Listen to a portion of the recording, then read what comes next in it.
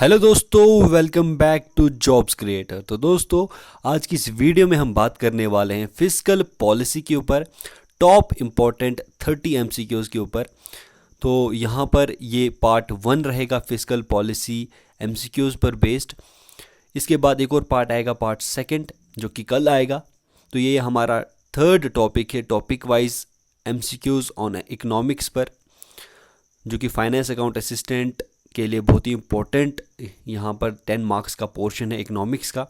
उसके ऊपर ये सारे टॉपिक वाइज एमसीक्यूज लगातार लाए जा रहे हैं आपके लिए। आपको क्या करना है, इस वीडियो में अंत तक बने रहना है और 30 में से मैक्सिमम क्वेश्चंस आप सही से करने की कोशिश करेंगे। क्वेश्चन नंबर 1 से हम स्टार्ट करेंगे।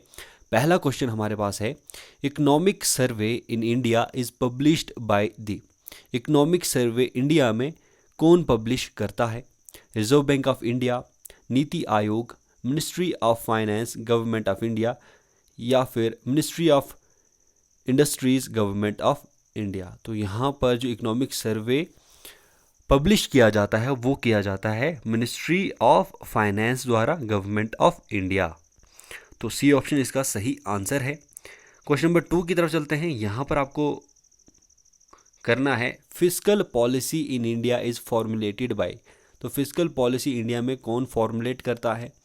Reserve bank of India, planning commission, finance ministry, या फिर securities and exchange board of India, SEBI.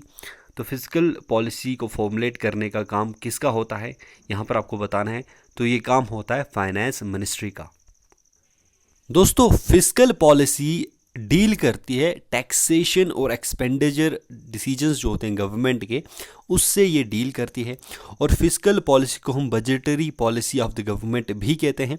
यहाँ पर अगर देखा जाए तो फिस्कल पॉलिसी 3 टाइप्स की होती है, न्यूट्रल, कॉन्ट्रैक्शनरी, एक्सपेंशनरी। कॉन्ट्रैक्शनरी में सरप्लस आता है जहाँ पे इनकम ज़्यादा होती है एक्सपेंडिचर से। एक्सपेंशनरी में डेफिसिट होता है, यानी कि इनकम कम होती है और एक्सपेंडिचर ज़्यादा रहता है गवर्नमेंट का। तो ये फिस्कल पॉलिसी रिलेटेड कुछ चीज़ें हैं, इसी से हमने रिलेटेड एमसीक्यूज सभी सॉल्व कर रहे हैं। क्वेश्चन नंबर 3 की तरफ चलते हैं। यहाँ पर आपको बताना है, question number 3, if we deduct grants to states for the creation of capital assets from revenue deficits we arrive at. तो यहाँ पर आपको बताना है कि जब रेवेन्यू डेफिसिट जो रहता है, जो total day to day expenditure रहता है गवर्नमेंट का, उसमें से अगर हम जो ग्रांट्स होते हैं, स्टेट्स को जो ग्रांट्स मिलते हैं कैपिटल एसेट्स को क्रिएट करने के लिए, उसको अगर डिडक्ट करें तो हम कहाँ पर अराइव करते हैं, कौन से डेफिसिट हमें मिलता है? Primary deficit, net fiscal deficit, budgetary deficit, या फिर इफेक्टिव रेवेन्यू डेफिसिट। तो इससे हमें मिलता है, इसको अगर हम माइनस करें, रेवेन्यू डेफिसिट को माइनस डिडक्ट हम इसमें से ग्रांट्स को निकालें तो इफेक्टिव रेवेन्यू डेफिसिट हमें मिलता है। क्वेश्चन नंबर 4 की तरफ चलते हैं दोस्तों।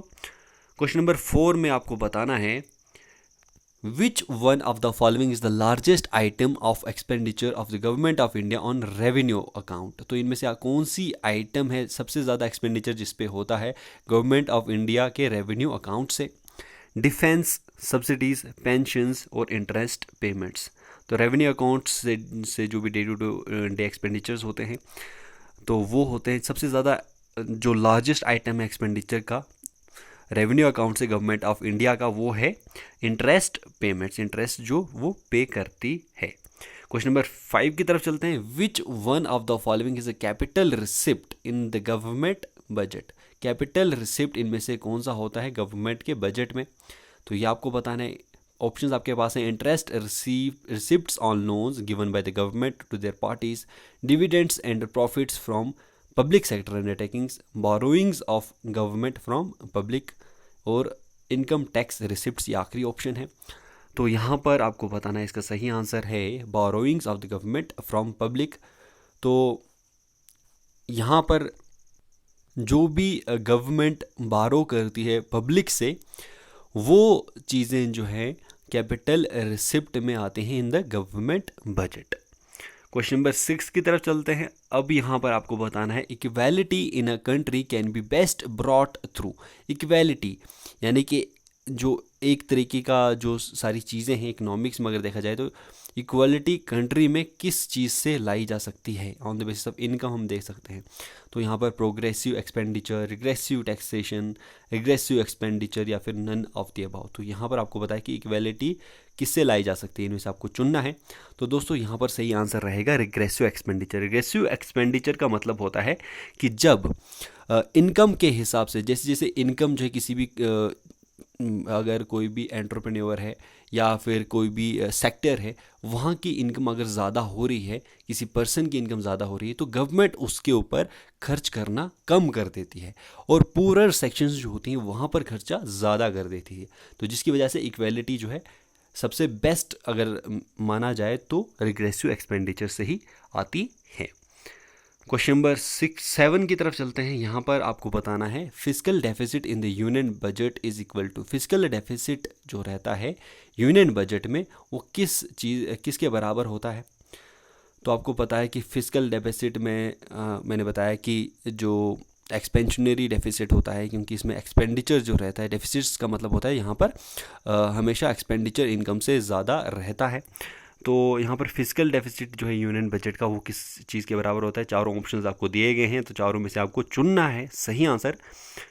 यहाँ पर सही आंसर रहेगा net increase in internal and external borrowings. तो जब भी कोई भी बोरोइंग्स यानी कि ज़्यादा बोरो करती है गवर्नमेंट, जब नेट इंक्रीज, टोटल इंक्रीज जो रहता है इंटरनल और एक्सटर्नल बोरोइंग जो भी गवर्नमेंट करती है, वो जब उसका इनकम ज़्यादा हो जाता है तो उस टाइम पे हम उसको कहते हैं कि ये फिस्कल डेफिसिट है। दोस्तों इस फिस्कल डेफिसिट में दोनों तरीके के अगर देखा जाए तो यहाँ पर जो टोटल मनी रहती है जो बारो की जाती है वो गवर्नमेंट द्वारा, ताकि जो टोटल एक्सपेंडिचर्स जो भी एक्सपेंडिचर्स किए जाते हैं गवर्नमेंट द्वारा, तो उनको मीट करने के लिए बोरो किया जाता है। टोटल बोरोइंग्स जो होती हैं, नेट इंक्रीज इन इंटरनल और एक्सटर्नल बोरोइंग जो भी होता है उसको हम फिस्कल डेफिसिट कहते हैं। और जो एक्सपेंडिचर्स रहते हैं, जो भी इनमें एक्सपेंडिचर्स को मीट करना होता है, उन एक्सपेंडिचर्स में सारे रेवेन्यू एक्सपेंडिचर्स भी रहते हैं और कैपिटल एक्सपेंडिचर्स भी रहते हैं। तो ये आपने कर लिया होगा। उसके बाद क्वेश्चन नंबर 8 में आपको बताना है कि फिस्कल डेफिसिट इम्प्लाइज क्या इम्प्लाई करता है। यहाँ पर आपको इसका फॉर्मूला बताना है। तो चारों ऑप्शंस आप अच्छे से देखेंगे तो इसमें से जो सही आंसर है वो है ए ऑप्शन, क्योंकि टोटल एक्सपेंडिचर, यहाँ पर जो भी टोटल एक्सपेंडिचर करता है उसमें से जो बोरोइंग्स लेती हैं माइनस इसमें revenue receipts plus recovery of loans plus receipts from disinvestment, ये सारी चीज़ें माइनस करके टोटल एक्सपेंडिचर में से जो भी चीज़ें बचती हैं वो फिस्कल डेफिसिट कहलाती हैं। तो यहाँ पर ए ऑप्शन का सही आंसर है। क्वेश्चन नंबर 9 की तरफ चलते हैं। Fiscal responsibility and budget management act FRBMA was passed to keep check on. FRBMA act ये जो आया था ये पास हुआ था और किस चीज़ के लिए पास हुआ था ये आपको बताना है। दोस्तों ऑप्शंस इस तरीके से हैं, to keep check on fiscal deficit only, to keep check on revenue deficit only, और both fiscal deficit revenue deficit पर चेक रखता है, या फिर neither physical deficit nor revenue deficit. तो इसका सही आंसर है C option, both physical deficit revenue deficit पे ये FRBMA एक्ट ये चेक रखता है। तो दोस्तों आपको पता है कि ये जो FRBMA एक्ट आया था ये 2003 में आया था। तो आपको पता है कि 2003 से पहले बहुत ज़्यादा फिजिकल डेफिसिट था, यानी कि गवर्नमेंट का एक्सपेंडिचर बहुत ज़्यादा रहता था, गवर्नमेंट की इनकम से बहुत ज़्यादा एक्सपेंडिचर रहता था, तो इसको फिजिकल डेफिसिट भी कहते हैं। तो इस वजह से जो है physical responsibility budget management act आया था, जिसमें से यहाँ पर क्या था कि गवर्नमेंट को इस तरीके से एक रिस्पॉन्सिबल तरीके से एक्ट करना था कि जो एक्सपेंडिचर है उसको कैसे मैनेज करना एफिशिएंटली, जो भी इनकम रहेगी। तो यहाँ पर फिजिकल डेफिसिट को रिड्यूस करने के लिए एक्सपेंडिचर को रिड्यूस करना पड़ता है या फिर इनकम को इंक्रीज़ करना पड़ता है। तो ये चीज़ें इसमें FRBMA एक्ट में लाई गई थी। कुछ चीज़ें जो हैं इसमें एक्सप्लेन करने का अभी मेरे पास इतना टाइम नहीं है, तो यहाँ पर आप इसके बारे में आपने पढ़ा होगा तो आप कर लेंगे। इसी के साथ क्वेश्चन नंबर 10 की तरफ चलते हैं। According to the provisions of the physical responsibility and budget management act 2003 and FRBM rules 2004, government is under obligation to present 3 statements before the parliament along with the annual budget. तो which one of the following is not one of them. तो यहाँ पर 4 statement दिए गए हैं। अब यहाँ पर पूछा गया है कि जो FRBM एक्ट आया था 2003 में, और इसके तहत, और FRBM रूल्स जो 2004 में आए थे, इसके तहत गवर्नमेंट ओब्लिगेशन में है कि वो प्रेजेंट करे 3 स्टेटमेंट्स को before parliament in annual budget, उस टाइम के एनुअल बजट में।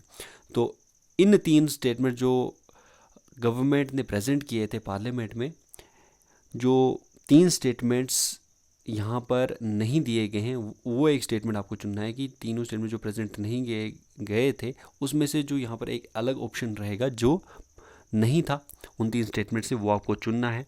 तो यहाँ पर पहला है macro economic framework statement, fiscal policy strategy statement, medium term fiscal policy statement और short term fiscal policy statement. तो यहाँ पर इन चारों में से पहले 3 जो थे, तीनों स्टेटमेंट प्रेजेंट करने थे गवर्नमेंट को before parliament.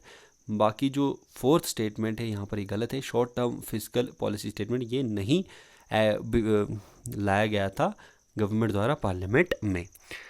Question number 11, which one of the following is not a component of revenue receipts of the union government. तो रेवेन्यू रिसिप्ट्स का कंपोनेंट इनमें से कौन सा नहीं है इन ऑफ यूनियन गवर्नमेंट?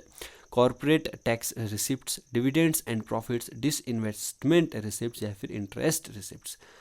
तो रेवेन्यू रिसिप्ट्स का कंपोनेंट कौन सा नहीं है इसमें से? वो है डिसइन्वेस्टमेंट रिसिप्ट्स, क्योंकि कॉर्पोरेट जो टैक्स रिसिप्ट्स मिलती हैं, डिविडेंड और प्रॉफिट्स की रिसिप्ट्स मिलती हैं, इंटरेस्ट रिसिप्ट्स, ये सारी रेवेन्यू रिसिप्ट्स में आती हैं और डिसइन्वेस्टमेंट रिसिप्ट्स अलग से आती हैं। क्वेश्चन नंबर 12 की तरफ चलते हैं। Every year the economic survey is compiled by, हर साल इकोनॉमिक सर्वे कंपाइल किया जाता है बाय, कौन कंपाइल करता है इसको? कंपाइल करने का काम किया जाता है डिपार्टमेंट ऑफ इकोनॉमिक अफेयर्स द्वारा। डी ऑप्शन इसका सही आंसर है। क्वेश्चन नंबर 13 की तरफ चलते हैं। दोस्तों यहाँ पर आपको कंसिडर करना है इन स्टेटमेंट्स को, उसके बाद आपको बताना है कि which of the following statement given above is are correct. तो पहला स्टेटमेंट दिया गया है, India spends more than 1% of it GDP on research and development. तो 1% से ज़्यादा यहाँ पर बताया गया है कि स्पेंड करता है इंडिया अपनी GDP से रिसर्च और डेवलपमेंट पे। उसके बाद सेकंड यहाँ पर स्टेटमेंट दिया गया है, expenditure on research and development as proportion of GDP has increase in past few years. Past few years से जो रिसर्च और डेवलपमेंट पे एक्सपेंडिचर है GDP से के प्रोपोर्शन से इंक्रीज हुआ है। फिर third statement, China incurs more than 4 times expenditure on research and development than that by India. तो यहाँ पर बताया गया कि चाइना 4 गुना ज़्यादा एक्सपेंड करता है रिसर्च एंड डेवलपमेंट पे इंडिया से। तो कौन सा स्टेटमेंट यहाँ पे सही है? यहाँ पे जो स्टेटमेंट सही हैं वो हैं सेकंड और थर्ड। यानी कि पहला स्टेटमेंट है कि 1% भी अपना जो GDP से इंडिया रिसर्च और डेवलपमेंट में स्पेंड नहीं करता है। तो एक बहुत ही दुखद बात है कि इंडिया बहुत ही कम अपना GDP में से स्पेंड करता है रिसर्च और डेवलपमेंट के प्रोजेक्ट्स के लिए। तो चाइना जो है बहुत अच्छे से ऑलमोस्ट 4 टाइम्स इंडिया से ज़्यादा रिसर्च एंड डेवलपमेंट में इन्वेस्ट करता है। इस वजह से रिसर्च एंड डेवलपमेंट में इन्वेस्ट करने की वजह से ज़्यादा यहाँ पर रिसर्च वगैरह होती है और ज़्यादातर जो न्यू इक्विपमेंट्स और न्यू टेक्नोलॉजी है चाइना में ज़्यादा है। क्वेश्चन नंबर 14 की तरफ चलते हैं। Which of the following is are or included in the capital budget of the government of India. Capital budget में इनमें से कौन से चीज़ें इंक्लूडेड हैं? तो यहाँ पर ऑप्शंस आपके पास अभी तक नहीं दी, यहाँ पर 4 चीज़ें दी गई हैं। उसके बाद आपको आंसर के कोड्स दिए गए हैं, वो आपको चुनने हैं। पहला यहाँ पर दिया गया है expenditure on acquisition of fighter aircraft, ये क्या कैपिटल बजट में आता है, ये आपको देखना है। उसके बाद financial assistant received from World Bank से फाइनेंशियल असिस्टेंट जो मिलती है। Loans made to foreign governments को जो लोन दिए जाते हैं। Grants given to states and union territories every year, जो भी ग्रांट्स स्टेट्स और यूनियन टेरिटरीज को मिलती हैं हर साल। तो ये सारी चीज़ें क्या कैपिटल बजट में आती हैं गवर्नमेंट ऑफ इंडिया में, या कौन कौन सी चीज़ें आती हैं? तो यहाँ पर कोड्स देगी, इनमें से आपको चुनना है। तो यहाँ पर जो सही आंसर है वो है डी ऑप्शन, फर्स्ट, सेकंड और थर्ड, यानी कि पहले 3 यहाँ पर इसमें कैपिटल बजट में इन्वॉल्व रहते हैं गवर्नमेंट ऑफ इंडिया के। क्वेश्चन नंबर 15 की तरफ चलते हैं। यहाँ पर आपको बताना है दोस्तों, consider the following statements regarding plan and non plan expenditure. Plan और नॉन प्लान एक्सपेंडिचर रिलेटेड ये कुछ स्टेटमेंट्स हैं, उसको आपको देखना है कि ये स्टेटमेंट्स सही हैं या नहीं। तो पहला स्टेटमेंट है कि plan expenditure is believed to be under the discretion of the central government. Central government के डिस्क्रिशन के अंडर है plan expenditure, where is non plan expenditure is not a part of discretion of central government, ये part नहीं है central government के। फिर इसके बाद सेकंड स्टेटमेंट दिया गया है, distinction between plan and non plan expenditures has been eliminated from budget 2017-18 onwards. तो जो डिस्टिंक्शन थी प्लान और नॉन प्लान एक्सपेंडिचर्स की, वो एलिमिनेट कर दी गई है बजट 2017-18 से।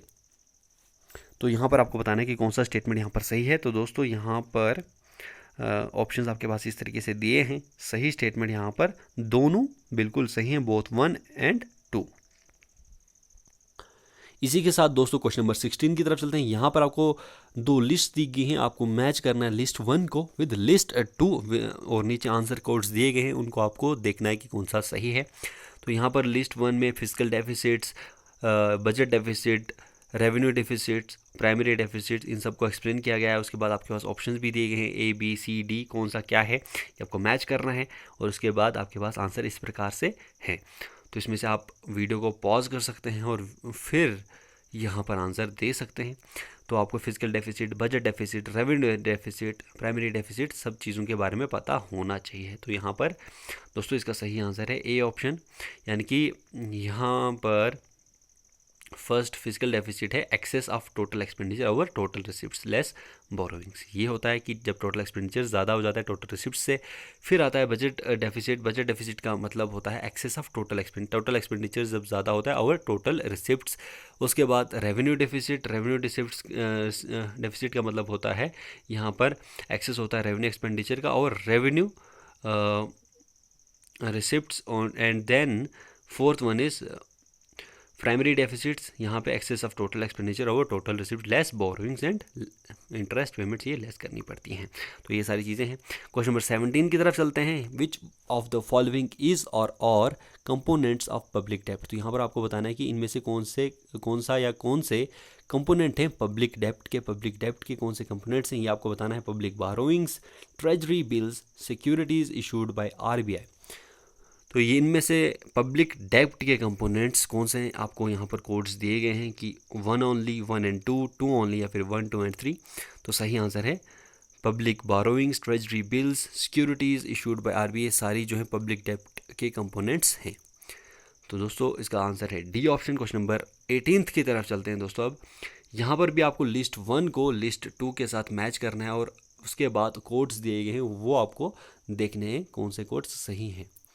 पब्लिशर और पब्लिकेशन यहाँ पर दी गई है। पहले पब्लिशर बताया गया और उसके बाद पब्लिकेशंस दी गई हैं। यहाँ पर ministry of commerce and industry क्या पब्लिश करती है, फिर उसके बाद सेंट्रल स्टैटिस्टिकल ऑर्गेनाइजेशन क्या पब्लिश करती है और रिजर्व बैंक ऑफ इंडिया क्या पब्लिश करते हैं वो आपको बताना है। उसके बाद यहाँ पर डिपार्टमेंट ऑफ इकोनॉमिक अफेयर्स क्या पब्लिश करता है वो भी आपको बताना है। तो यहाँ पर इसका सही आंसर रहेगा B ऑप्शन। यहाँ पर जो फर्स्ट वन है यानी कि ministry of commerce and industry, ये wholesale price index publish करती है। उसके बाद सेंट्रल स्टैटिस्टिकल ऑर्गेनाइजेशन देखी जाए तो यहाँ पर ये जो है ये नेशनल अकाउंट्स स्टैटिक्स मेंटेन करती है। उसके बाद रिजर्व बैंक ऑफ इंडिया ये क्या करता है, ये मेंटेन करता है reports on currency and finance. और उसके बाद आखिरी जो है डिपार्टमेंट ऑफ इकोनॉमिक अफेयर्स, ये हमें क्या देता है, ये हमें इकोनॉमिक सर्वे देता है जो हमने पहले भी पढ़ा था। B ऑप्शन इसका सही आंसर है। उसके बाद क्वेश्चन नंबर 19 की तरफ चलते हैं। With reference to the revenue deficit consider the following statements. Revenue deficits को आपको कंसीडर करना है और उसके बाद आंसर देना है कि इन स्टेटमेंट्स में से कौन सा सही है। तो यहाँ पर पहला स्टेटमेंट है includes only those transaction that affect current income and expenditure of government. तो यहाँ पर बताया गया है कि ये उन ट्रांजेक्शन्स को इंक्लूड करता है जो कि करंट इनकम और एक्सपेंडिचर गवर्नमेंट की उसको अफेक्ट करते हैं। सेकंड है it considers the current borrowing bye the government. Current borrowing को ये कंसीडर करता है गवर्नमेंट की। या फिर as per the FRBM act the government is required to reduce the revenue deficit to 3% of the GDP। तो FRBM act के हिसाब से यहाँ पर बताया गया है कि गवर्नमेंट रिक्वायरमेंट रहती है गवर्नमेंट की कि वो रिड्यूस करे रेवेन्यू डेफिसिट को 3% ऑफ द GDP। तो यहाँ पर स्टेटमेंट्स, कौन से स्टेटमेंट्स का कोड यहाँ पर सही है, 1 ओनली, 1 एंड 2, 2 एंड 3 या फिर 1, 2 एंड 3। तो सही आंसर है पहला स्टेटमेंट जो है, it includes only those transaction that affect current income and expenditure of the income. तो यहाँ पर आपको पता है कि रेवेन्यू डेफिसिट्स में हमेशा जो डे टू रेवेन्यू एक्सपेंडिचर में डे टू डे जो भी एक्सपेंडिचर्स होते हैं वो होते हैं, और रेवेन्यू डेफिसिट भी उसी तरीके से का होता है, जो भी ट्रांजेक्शन्स रिलेटेड होती हैं, तो करंट इनकम और करंट एक्सपेंडिचर जो है गवर्नमेंट का, उसको अफेक्ट करता है। ए ऑप्शन इसका सही आंसर है। क्वेश्चन नंबर 20 की तरफ चलते हैं। बजट डेफिसिट में लीड टू, बजट डेफिसिट से ये क्या हो सकता है, ये आपको बताना है। Rise in the interest rates बढ़ सकते हैं। Fall in the value of currency, currency की वैल्यू बहुत कम हो सकती है, जो कि करेंसी है उसकी वैल्यू कम हो सकती है। या फिर increase in currency circulation, currency circulation ज़्यादा हो जाएगी, यानी कि यहाँ पर जो भी लिक्विडिटी है वो ज़्यादा हो जाती है। तो इन स्टेटमेंट से आपको बताना है कि कौन सा सही है, 1 एंड 2, 1, 2 एंड 3, 1 एंड 3 या फिर 2 एंड 3। तो बजट डेफिसिट, जब बजट डेफिसिट हो जाता है तो उस वजह से क्या होता है, तो यहाँ पर सही आंसर है बी ऑप्शन, यानी कि तीनों चीज़ें बजट डेफिसिट से होती हैं। क्योंकि जब बजट डेफिसिट होता है उस टाइम पे क्या होता है कि total expenditure, total revenue minus total expenditure minus total revenue होता है बजट डेफिसिट। और कोई भी कंट्री इसको शो करना नहीं चाहती है, क्योंकि तो यहाँ पर इनकी पोल खुल जाती है। क्योंकि बजट डेफिसिट के कारण से ही इंटरेस्ट रेट्स भी बढ़ते हैं, करेंसी की वैल्यू भी कम हो जाती है, जो लिक्विडिटी है वो ज़्यादा हो जाती है, जिसकी वजह से इन्फ्लेशन, यानी कि ये सारी चीज़ें, करेंसी की वैल्यू भी कम हो जाएगी, इंटरेस्ट रेट्स भी बढ़ जाएंगे। ये सारी चीज़ें बजट डेफिसिट के कारण से ही होती हैं। तो अब हम क्वेश्चन नंबर 21 की तरफ चलते हैं। Which one of the following items are included in revenue receipts, revenue receipts में कौन सी आइटम्स यहाँ पर हैं। तो यहाँ पर दिया गया है इस तरीके से, टैक्स रेवेन्यू है, नॉन टैक्स रेवेन्यू है, recovery loans, borrowing and other liabilities, ये सारी चीज़ें हैं। इसको अब कोड्स में इन्होंने दिया है कि इनमें से कौन सी चीज़ें रेवेन्यू रिसिप्ट्स में आती हैं, 1 एंड 2, 1, 2 एंड 3, 3 एंड 4 या फिर 1, 3 एंड 4 ओनली। तो यहाँ पर सही आंसर इसका है ए ऑप्शन, यानी कि टैक्स रेवेन्यू और non tax revenue, tax revenue और नॉन टैक्स रेवेन्यू, ये सारी रेवेन्यू रिसिप्ट्स में आती है। रेवेन्यू जो भी इनकम रहती है गवर्नमेंट की उसमें आती है, टैक्स रेवेन्यू भी आता है, टैक्स से रिलेटेड जो भी रेवेन्यू गवर्नमेंट को मिलता है, और फिर उसके बाद नॉन टैक्स रेवेन्यू जो मिलता है, वो सारी चीज़ें जो हैं रेवेन्यू रिसिप्ट्स में इंक्लूड रहती हैं। क्वेश्चन नंबर 22 की तरफ चलते हैं दोस्तों। यहाँ पर दोस्तों आपको बताना है, which of the following is or example of capital payment by the government, capital payment की कौन सी एग्जाम्पल है इनमें से। Loan payment, interest payment on loan, purchase of defence technology. तो कैपिटल पेमेंट, कैपिटल से जो पेमेंट होता है गवर्नमेंट की कैपिटल से, इनमें से कौन सी एग्जांपल है कि कैपिटल पेमेंट की, वो आपको बताना है। तो कोड्स यहाँ पर दिए गए हैं, 1 ओनली, 1 एंड 3, 2 एंड 3 या फिर 1, 2 एंड 3। तो कैपिटल पेमेंट की इनमें से जो एग्जांपल है वो है लोन रीपेमेंट और purchase of defence technology. Defence से रिलेटेड जो भी चीज़ें, टेक्नोलॉजी जो है, एयरक्राफ्ट्स वगैरह सारी चीज़ें जो डिफेंस से रिलेटेड होती हैं, जो हम खरीदते हैं, गवर्नमेंट खरीदती है, वो एक कैपिटल पेमेंट होती है। उसके बाद लोन को रीपे करना, वो भी एक कैपिटल पेमेंट में आता है गवर्नमेंट की। तो ये दोनों एग्जांपल्स हैं कैपिटल पेमेंट की। क्वेश्चन नंबर 23 की तरफ चलते हैं दोस्तों। Which of the following developments can occur in an economy due to deficit financing, deficit financing के कारण से कौन सी डेवलपमेंट्स हो सकती हैं इकोनॉमी में। तो डेफिसिट फाइनेंसिंग आपको पता है कि डेफिसिट जब बढ़ जाएगा तो उस वजह से क्या चीज़ें इकोनॉमी में हो सकती हैं, वो सारी चीज़ें आपको यहाँ पर दी गई हैं। यहाँ पर ऑप्शंस में, यहाँ पर ऑप्शंस बाद में दिए गए हैं, पहले यहाँ पर ये 4 स्टेटमेंट दिए गए हैं कि उसके बाद इनका कोड्स बताए गए हैं। तो यहाँ पर पहला बताया गया है, राइज इन इन्फ्लेशन ज़्यादा हो जाएगा, राइज इन गवर्नमेंट डेब्ट ज़्यादा हो जाएगा, इंक्रीज इन मनी सप्लाई बहुत ज़्यादा हो जाएगी, improvement in current account deficit, current account deficit जो होता है उसमें बहुत ज़्यादा इंप्रूवमेंट होगी। ये सारी चीज़ें आपको चुननी है, यहाँ पर करेक्ट कोड चुनना है कि इनमें से कौन से सही हैं, जो कि इफेक्ट आता है ड्यू टू डेफिसिट फाइनेंसिंग से। 1 एंड 2, 1, 3 एंड 4, 2 एंड 4 या फिर 1, 2 एंड 3। तो सही आंसर है इसका दोस्तों डी ऑप्शन, 1, 2 एंड 3। पहले तीनों चीज़ें होती हैं और लास्ट चीज़ें नहीं होती, क्योंकि डेफिसिट फाइनेंसिंग का यही मतलब है, जब डेफिसिट बढ़ जाएगा, यानी कि एक्सपेंशनरी पॉलिसी है ये, एक्सपेंशनरी फिस्कल पॉलिसी, यानी कि जब बोरोइंग ज़्यादा हो जाएंगी देन इनकम। तो यहाँ पर इन्फ्लेशन भी होगा, बिल्कुल, गवर्नमेंट का डेब्ट भी बढ़ेगा, उसके साथ साथ जो मनी सप्लाई होगा वो ज़्यादा होगी, मनी की वैल्यू बहुत कम हो जाती है, इन्फ्लेशन हो जाता है। और साथ ही साथ इसमें जो मैंने पहले भी बताया कि लिक्विडिटी जो है वो ज़्यादा हो जाती है, यानी कि ज़्यादा मनी सप्लाई हो जाती है, जिसकी वजह से हमारी मनी की वैल्यू जो है बहुत कम हो जाएगी, ज़्यादा से ज़्यादा पैसा मार्केट में फ़्लो करेगा, जिसकी वजह से इन्फ्लेशन भी होगी। ये सारी चीज़ें इसके कारण से होती हैं, डेफिसिट फाइनेंसिंग के कारण से। उसके बाद budget is an instrument of, budget किस चीज़ का इंस्ट्रूमेंट होता है? अब ये हमने पहले भी पढ़ा कि बजट फिजिकल पॉलिसी जो होती है वो होती है बजटरी इंस्ट्रूमेंट होता है। तो यहाँ पर physical policy of the government is budget is an instrument of physical policy of the government. Question number 25 की तरफ चलते हैं। Which one of the following does not mainly form the part of tax revenue of state governments in India. तो यहाँ पर आपको बताना है कि इनमें से कौन सा यहाँ पर जो टैक्स रेवेन्यू का पार्ट नहीं होता स्टेट गवर्नमेंट्स का इन इंडिया। तो टैक्स रेवेन्यू जो रहता है स्टेट गवर्नमेंट्स का, उन जो सारे टैक्स रेवेन्यूज़ रहते हैं उनमें से कौन सा स्टेट गवर्नमेंट का नहीं रहता है वो आपको बताना है।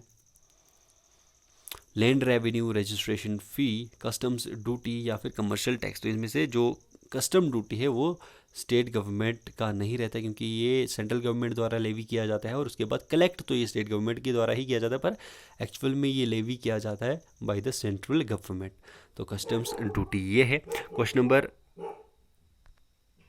26 की तरफ चलते हैं। क्वेश्चन नंबर 26 की तरफ, यहाँ पर ये क्वेश्चन नंबर 26 आ चुका है हमारे पास। What happens when the government fails to pass the budget. क्या होगा जब गवर्नमेंट बजट नहीं ला पाएगी? तो चारों ऑप्शंस आपके पास दिए हैं, चारों को आप पढ़िए अच्छे से, वीडियो को पॉज भी कर सकते हैं।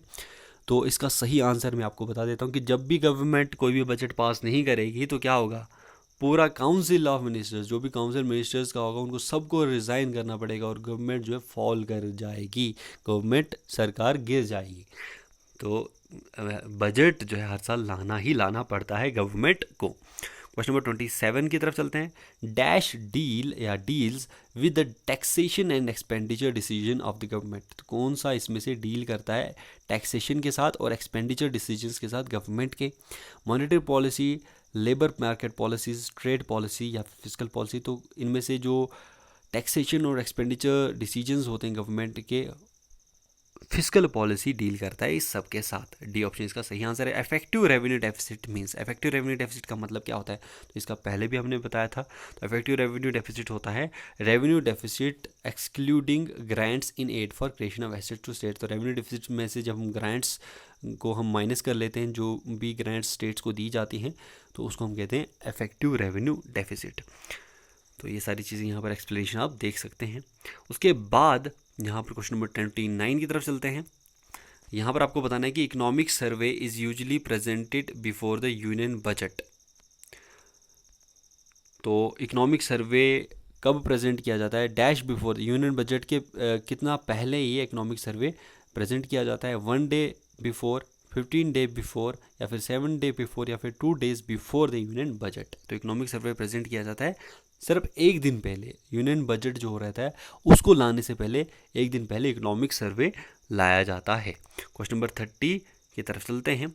Which of the following committees recommended the creation of physical council in India. तो इनमें से कौन सी कमेटी ने रिकमेंड किया था कि फिजिकल काउंसिल जो है इंडिया में बनना चाहिए?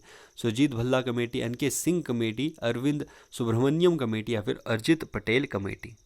तो दोस्तों जो ये कमेटी है जिसने फिजिकल काउंसिल इन इंडिया को रिकमेंड किया था कि ये बनना चाहिए, तो ये किया था एनके सिंह कमेटी ने। एनके सिंह कमेटी जो है 2017 जनवरी में ये अपॉइंट की गई थी, ताकि ये इसका ये पर्पज़ था कि एक्सपेंडिचर रिड्यूस हो सके और जो भी टारगेट्स रहते हैं फिजिकल डेफिसिट के, रेवेन्यू डेफिसिट के, उनको ये मीट कर ले। तो ये कमेटी इसलिए अपॉइंट की गई थी, वो सारे इनको टारगेट्स दिए गए थे। इसमें अरिजित पटेल को भी, जो उस टाइम के गवर्नर थे आरबीआई के, इनको भी रखा गया था। उसके बाद स्मिथ बोस थे इसमें, जो कि फॉर्मर फाइनेंस सेक्रेटरी थे। अरविंद सुब्रमण्यम भी थे जो कि चीफ इकोनॉमिक एडवाइज़र थे, और राजन रे भी थे इसमें, जो कि मेंबर थे national institute of public finance and policy के। ये सारी चीज़ें आप एनके सिंह कमेटी से रिलेटेड याद रखेंगे। तो ये चीज़ें हैं।